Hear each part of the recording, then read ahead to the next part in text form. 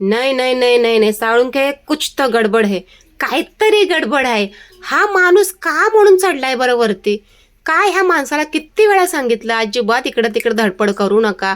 आपल्या पायाचं ऑपरेशन झालेलं आहे, गळ्याचं ऑपरेशन झालेलं आहे, पण हा माणूस कोणाचाही ऐकत नाही का? जेव्हा क्रिकेटचं नाव समोर येतं तेव्हा काय झालं माहिती आहे का? सकाळी सकाळी मुलं गार्डनमध्ये क्रिकेट खेळत होती आणि क्रिकेट खेळता खेळता आमच्या चिमुलं लई मोठी हाऊस सिक्स मारायची. तिने सिक्स मारला आणि तिने बॉल घालवला पत्र्यावर.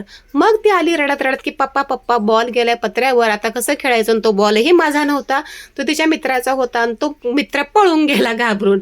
का तर पत्र्यावर गेलाय म्हटल्यावर कोणीतरी ओरडेल. मग काय, पप्पा मस्त आंघोळ करून घरातनं असे बाथरूम मधून बाहेर आले होते. पप्पाने पटकन कपडे घातले अंगावर, नाश्ता नाही केला, काय नाही केला, का तर क्रिकेटचं वेळ, आणि गेले अशी धडपडायला तिथं.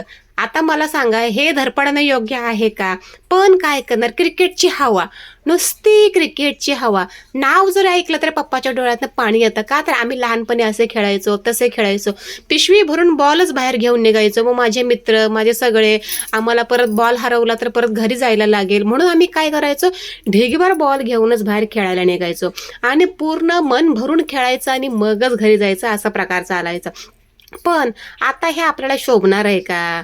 नाही शोभत आहे. पण काय तर मुलांसाठी शेवटी दुसऱ्या एका पोराला बोलवलं आणि त्या पोराला सांगितलंय, बाबा जरा तू वर चढ, कारण थोडंसं पप्पाला अवघडतच होतं, जमत नव्हतं वर चढायला वगैरे. मग ती पोरगं वाटतं नंतर आलं खरं, पण ते सुद्धा घाबरत होतं आणि ज्याचा बॉल आहे तो सुद्धा घाबरत होता. पण हे तर पप्पाला काही भीती नाही. हे तर बाजूला आहे गार्डनच्या कंपनी. आता काय करणार? आता हे तर अवघडच झालं काम, कारण पत्र्याच्या पार वर बॉल गेलाय आणि पत्रा हाय नाजूक. पत्र्याच्या वर तर काय चढू शकत नाही, तरी सुद्धा धडपड धडपड धडपड. का तर बोले भाई क्रिकेट.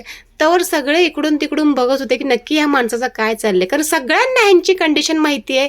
पण साळुंखे, कुछ तो गडबड है भाई, इधर कुछ तो मॅटर है, और अगर मॅटर हो गया ना तर बहुत बडा लफड़ा हो जाएगा, असं सांगून सांगून दमलो. पण हा माणूस खरंच काय ऐकायला तयार नाही, कुणाचा सुद्धा काडीचा काही ऐकत नाही. आता आपण क्रिकेट नाही खेळायचं, आता पोरांना क्रिकेट खेळताना बघायचं, हे किती वेळा सांगितलं पण ते अजिबात कोणाचं ऐकत नाही. आता जाऊ द्या, आता मी सुद्धा दिलं सोडून सगळं देवावर. परमेश्वरा, पडदेशी तर बॉल खाली येऊ दे ना, हा माणूस पडदेशी खाली उतरून घरी येऊ दे. शेवटी कसा बसा माणूस बाजूला निघाला. बाबो, निघाले खरंच निघाले आणि खाली आले. बॉल पडला वाटतं, काढलाय म्हणजे काठीनं मागाशी बॉल काढलाय आणि झटके पड अशी मस्तपैकी ग्राउंडमध्ये एंट्री भरतो. तर हा बॉलवाला बघा, हे पोरग नंतर आलंय मागणं बॉल काढल्यावर. चिमूचा आनंद गगनात मावत नव्हता, का तर बॉल निघालाय. आता बॉल निघालाय म्हणल्यावर तर काय, पप्पानं कॅप्टनगिरी करायला चालू केली आणि कॅप्टनगिरी केल्यानंतर ती पोरगं वाटतं कुठलं तरी वर, आयो बॉल निघालाच नव्हता, म्हणजे दुसऱ्या पोराला हे काय बोलवलंय की, आणि ही पोर बारकाचं चिंगळं आहे म्हणून कसं पाडदेशी वर चढलं हो.